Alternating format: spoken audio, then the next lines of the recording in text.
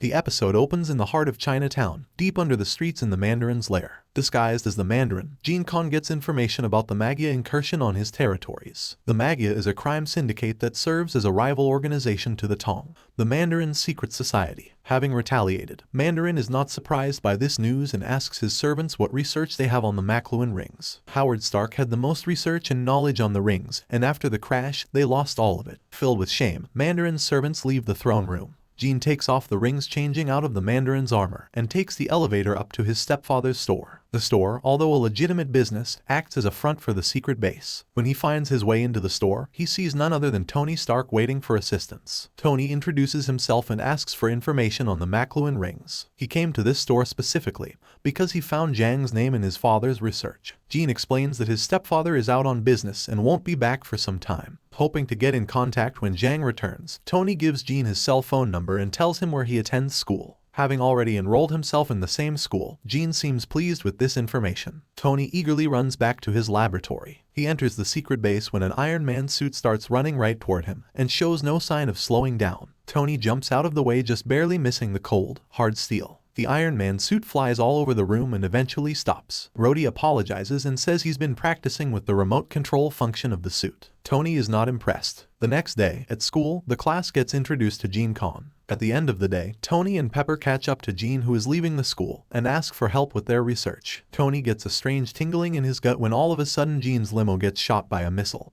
and explodes in an orange cloud of fire. An unmarked black van screeches to a stop next to them, and men with masked and bulletproof vests come flooding out. The last to leave the van is the supercriminal known as Unicorn, and working with him, Killer Shrike flies overhead. They look at Gene and demand his stepfather speak with the Maggia. The last thing they see before getting shoved into the van is Rhodey walking down the street. He calls out for them as they drive away. Now stuck in an unknown warehouse, the group is questioned by Killer Shrike, especially Gene. He reveals information about the Maggia and the Tong. Because Pepper's father is the one investigating Zhang, she recognizes all of this information and starts questioning Gene. While being interrogated, Tony manages to send his location to Rhodey in hopes of using the Iron Man suit remotely. While this is happening, Killer Shrike gets a call from a mysterious figure known as Count Nefaria. He says Zhang isn't responding to their threats, and to show that they are serious, says to eliminate Gene's friends. All hope is lost when the Iron Man suit comes bursting through the wall of the warehouse. Rhodey expertly controls the suit and navigates toward Tony, who then takes over. Iron Man heroically takes out the henchmen as Gene and Pepper escape.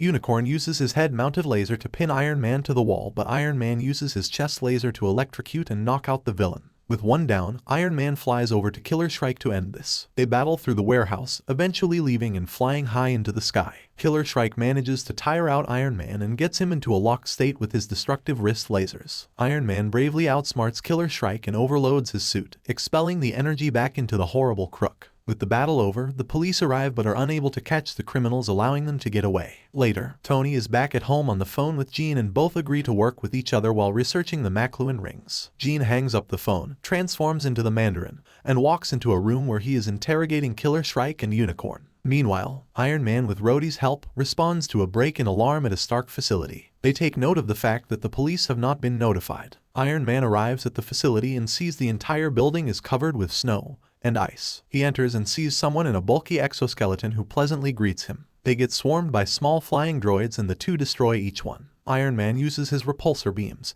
and the other uses various ice-based abilities like an ice beam and ice bomb. After the fight, the mysterious person introduces themselves as Donnie Gill and says he was researching cryogenic materials for Stain, who wanted to turn them into a weapon. Donnie tells Iron Man to call him Blizzard, and the two agree to find the remaining material and take down Stain. Rhodey shows distrust in Blizzard. At school, Tony meets with Peppers and asks if her father can access criminal records. Pepper, being the genius that she is, already has all of the information she will need to hack into her father's police computer. She agrees on the condition that Tony and Rhodey attend Happy Hogan's house party over the weekend. They reluctantly accept the terms. Stain sits on his black throne at Stark Tower and questions why Blizzard and Iron Man are working together. He refuses to get the police involved and demands to see Blizzard's research on cryogenic materials, hoping to eliminate both heroes at the same time, claiming the Iron Man armor for himself. Tony and Rhodey are back at the lab doing research. Rhodey says to Tony that he has to lighten up and relax, but Tony refuses to let Stain ruin his father's company. At this time, their research seems to be complete as Tony learns the location of the cryogenic material. Iron Man and Blizzard arrive at the scene. Iron Man scans the building and notices the materials for a weapon inside. Blizzard explains that if they build the weapon that Stain wanted, then it could help expose him. Iron Man refuses to help build a weapon, and Blizzard opens his face mask, revealing the scars that Stain gave him. Blizzard doesn't want Stain to destroy anyone else's life, and Iron Man hesitantly accepts this truth. The next day at school, Rhodey argues with Tony over building the weapon. He voices his concern and distrust over Blizzard, but Tony feels less alone by having another person on his side. At this same time, Tony gets a call from Pepper about the party tonight, and Rhodey reminds him that he promised her he would go. Tony feels as if giving up on Blizzard is the same as him giving up on his father and refusing to go to the party, instead wanting to meet with Blizzard. This angers Rhodey, who storms off and says that Tony can pursue this on his own. Iron Man and Blizzard arrive at a facility where they start searching for the cryogenic material. Rhodey is back at the lab when he gets a phone call from Pepper, who says she has the criminal records they need. She also mentions that Tony isn't answering his phone and with an annoyed tone says that they better not bail on the party. Getting back to what's important, she tells Rhodey that Donnie Gill was a criminal before working at Stark Industries and lied about having a family. She finds every piece of dirt and compares him to an evil scientist. At the facility, Iron Man and Blizzard find a power core. They are about to celebrate a job well done when they get surrounded by Stark security. Against Iron Man's wishes, Blizzard freezes the security guards. Iron Man checks to see if they are still alive, then questions Blizzard's intent. Blizzard says that he will do whatever it takes to bring down Stain, even if it means hurting innocent people. Blizzard grabs Iron Man's shoulder and freezes him solid. Showing his superior strength, Iron Man breaks through his icy fortress and just barely flies out of the facility before receiving another ice blast. Tony gets back to the lab and apologizes to Rhodey and gears up for a tough fight. At Stark Tower, Stain yells at his staff for not eliminating Iron Man and Blizzard. The elevators and stairwells get covered with ice as Blizzard breaks through the door to Stain's office. The doors exploded inward as the office filled with mist and steam. Blizzard struts through the icy mist and freezes Stain's henchmen one by one.